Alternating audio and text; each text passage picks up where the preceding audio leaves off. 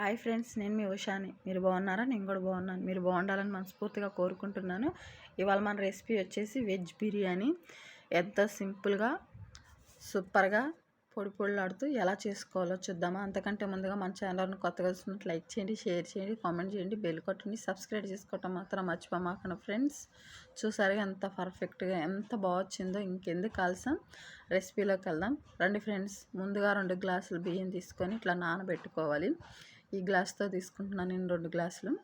ఇవి శుభ్రంగా ఇట్లా తీసుకొని ఒక 2-3 సార్లు కడిగి క్లీన్ చేసుకొని ఈ బియ్యాన్ని మనం పక్కన పెట్టేసుకోవాలి.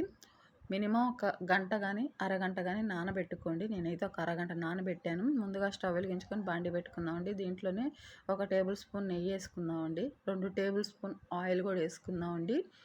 చూసుకొని వేసుకోండి, మీరు తీసుకునే క్వాంటిటీని బట్టి తీసుకోండి. నేనైతే 2 టేబుల్ స్పూన్లు వేసాను.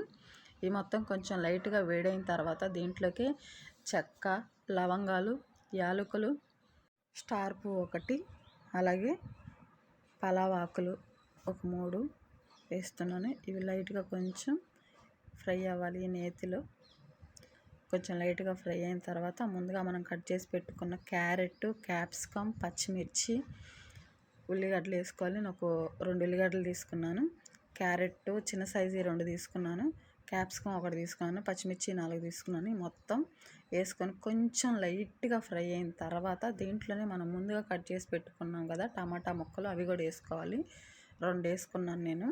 ఇవి కూడా మొత్తం లైట్గా ఫ్రై చేసుకోవాలి. మీరు కావాలంటే దీంట్లోనే బఠానీ, ఆలు వేసుకోవచ్చు. నేను ఆలు స్కిప్ చేశాను, ఎందుకంటే మా బాబు పెట్టకూడదు కాబట్టి.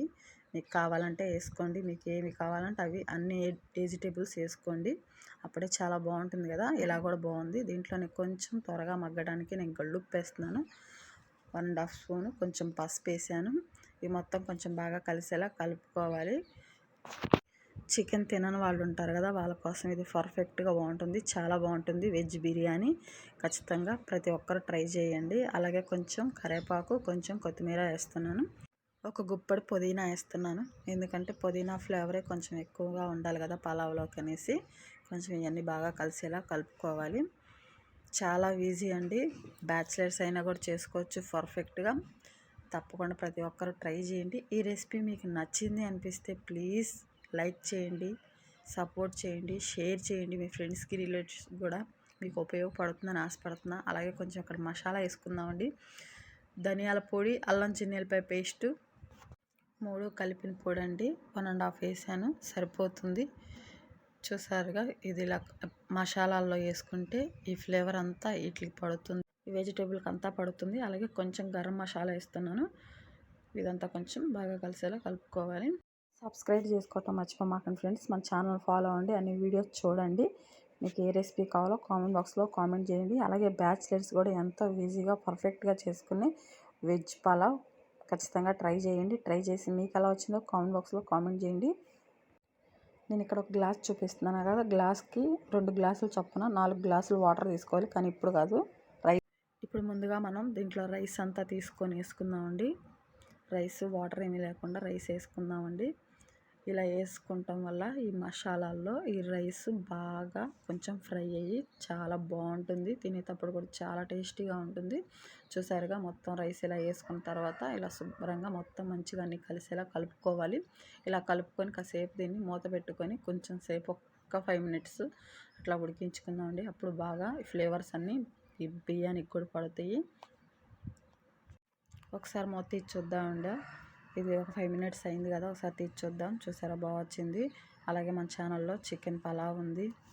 చికెన్ పలావ్ తినేవాళ్ళు అది చూడండి, వెజ్ పలావ్ తినేవాళ్ళు ఇది చూడండి.